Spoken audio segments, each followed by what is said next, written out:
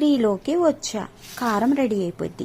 ఉప్పు ఇలాగా రాళ్ళుప్పు తెల్లుప్పు తీసుకోవాలండి. వెల్లుల్లి గర్భాలు చూడండి ఒరిజినల్ తీసుకోవాలి, చాలా రుచిగా బాగుంటుంది. ఇలాగా ఒరిజినల్ మంచిగా ఉన్నాయి తీసుకోవాలి. వెల్లుల్లి గర్భాలు కూడా ఒలిచి మొత్తం తీసుకొని పైకి వెళ్ళా. మిరపకాయలు పోసాగండి. మిరపకాయల దగ్గర వీటిని కూడా వేయించామంటే తొందరగా ఎండిపోతాయి. వీటిని కూడా ఎండబెట్టాలి. నేను ఆవాలు వేయనండి. ఆవాలు వేస్తే వేడి కారం బ్లాక్ వచ్చేసింది, కూర కూడా టేస్ట్ ఉండదు. ఆవాలు జోలికి వెళ్ళను, ఇంతవరకే నేను వేస్తాను. ఇప్పుడు ఎండబెట్టినాక ఎండ చూడండి ఎలా కాస్తుంది. ఎండ ఎందుకమ్మా మండిపోతున్నావు అంటే, మట్టి ఒడిలో వాన పరిమళం పుట్టించాలంటే మండాలమ్మా అని అంటారు. అంత బాగా కాస్తుంది ఎండ, బాగా ఎండిపోతున్నాయండి. చూడండి ఈ విధంగా మొత్తం ఇలాగా ఎండబెట్టేసాను. ఎండబెట్టేసినాక దీంట్లోకి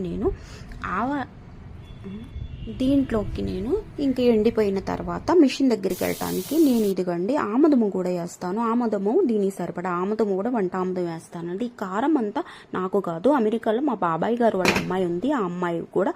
మీకు కారం కావాలంటే బుక్ చేసుకోండి.